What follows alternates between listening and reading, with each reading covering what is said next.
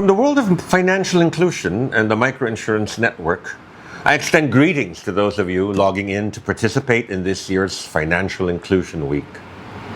Our theme, Building Resilience and Well-Being During Rising Uncertainties, could not be more timely. While our planet faces the escalating effects of climate change, alongside the aftermath of a pandemic, inflation, and rising tensions, can anyone argue that the world we live in remains more uncertain than ever before? Billions of our fellow human beings are classified as low income, with little to no access to financial services. We wake up each day to stories of geopolitical tensions and rising pockets of war. This continues even as we grapple with natural calamities, which are aggravated by climate change, which bring about challenges to health and food security. The World Meteorological Organization's 2024 State of Global Climate Report confirms that 2024 was the hottest year on record for our planet. And we thought 2023 was hot. It highlighted the impact of extreme weather and climate disturbance in our world. Another WMO report revealed that in 2023, food insecurity affected over 333 million people, more than double the 149 million impacted pre-pandemic. The impact of natural and other man-made challenges undermines resilience. It creates protection risks in the vulnerable populations we are seeking to serve and seeking to include. All these factors contribute to rising economic inequality, adding to the uncertainty that's already around us. So, what can we do to help close the protection gap? How do we expand access to financial services so low-income individuals and micro-enterprises can build and sustain their livelihoods? And how can we help prevent them from sliding back into poverty each time one of the threats I mentioned hits a part of our planet and shocks them? How do we bring about financial inclusion so no one gets left behind? Financial inclusion is a passion that has become a viable business case for the pioneer companies I oversee in the Philippines. As an avid practitioner of both traditional and microinsurance, I am often asked if there is a business case for microinsurance. My answer has always been, yes, there is. And I am not alone. One only needs to look at the insurers around the globe that have made inroads in offering insurance that is affordable, accessible, easy to comprehend, and simple to claim. Several offer insurance through digital platforms, and others continue with the traditional face-to-face approach.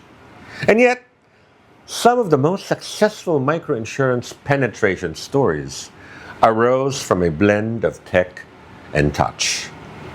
This is because buyers need to understand what they are buying, and they want questions answered by people they trust. But technology has a role to play, with enrollment, renewals, and claims.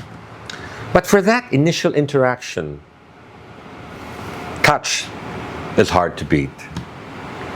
At the Microinsurance Network, which I have the privilege of chairing, we are united by a shared commitment to build a world where people are less vulnerable to both daily and catastrophic risks. Our members exchange best practices, learn from one another's successes and setbacks, and collaborate on innovations that make protection more accessible. Together, we also support global initiatives such as the Global Shield, working with partners to advance climate resilience projects in countries most exposed to risk. In doing so, we help ensure that insurance remains a practical tool for recovery and resilience for those who need it most.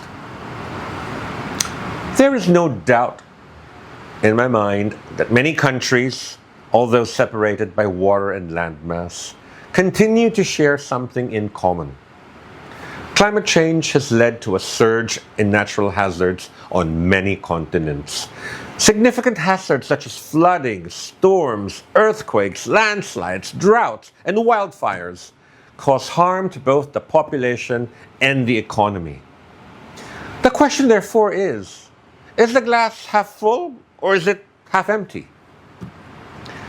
According to the network's most recent landscape of microinsurance study, encompassing data from 294 insurance providers across 36 countries, 330 million people in the surveyed countries, representing up to 11.5% of the target population, were covered by microinsurance products.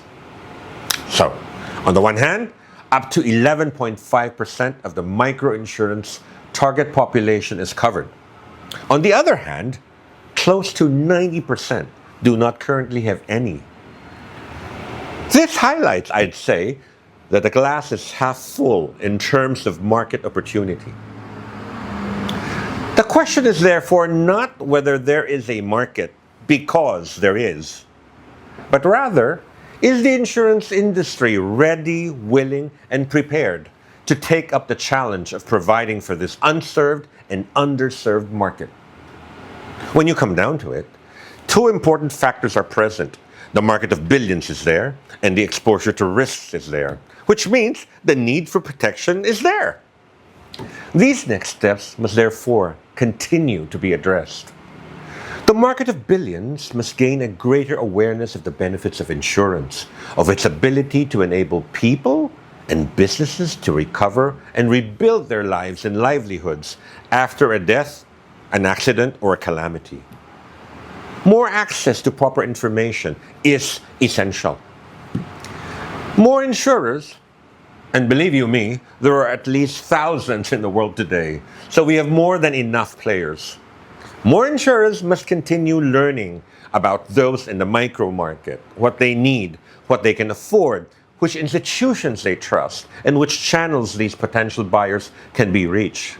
And then, we must respond accordingly. Regulators must continue enabling the industry to do more, whether it is creating awareness, innovating products and approaches, digitalizing processes for ease of doing business, or simply creating value propositions that benefit the end client. The ultimate goal is to enable insurers to do more for the market they serve. Hence, the importance of paying claims as quickly as possible. Claims should be settled in days and not weeks. The micro market has limited resources. They cannot afford to wait. Many live hand to mouth and need claim payouts as soon as possible so they can commence and get back on the road to recovery. Speedy claim settlement and turnaround time should be part of the equation if more converts and believers are to be won. Let me tell you a story. Haiyan, one of the largest typhoons to ever hit the Philippines about 12 years ago, created so much damage to central Philippines that we at Pioneer had to further simplify our already simple ways of handling microinsurance claims. Instead of waiting for clients to come to us, we went to where they were in town. We worked with our partners, the MFIs on the ground, to identify clients and approach them. When asked where they lived, they would point to a direction over there. You look, and there was nothing but flat land. No standing structures remained in the wake of the cyclone. We would quickly check our records, have local government representatives confirm the identities of our claimants, made sure the insurance is up to date, and once this was done, they were asked to return the next day to receive payment in cash. The payout exceeded well over $2 million at the time, benefiting around 24,000 families. Word of mouth attracted new partners, leading to a significant increase in enrollments from less than 1 million in 2014 to over 7 million in 2015. In the years that followed, we gained new clients to serve and continued paying claims. We closed 2024 with over 30 million enrollments. Yes, it can be done. The role of financial inclusion is therefore essential if we are to continue building or maintaining resilience.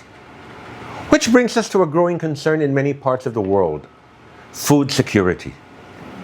And yet, how ironic that in many countries, those people who put food on our tables, that smallholder farmer or that fisherfolk, are often counted among the poorest of the poor. It is vital that people who are making or have made economic progress be protected against the need to start all over again each time a loss occurs. Accessible, affordable insurance cushions the blow. It helps absorb the shock. This is what inclusion is about. This is the impact it can have and the empowerment it can bring. Thank you for joining us today. In closing, allow me to quote a Chinese proverb: The journey of 1,000 miles begins with a single step. Now let me ask you, what is your next step?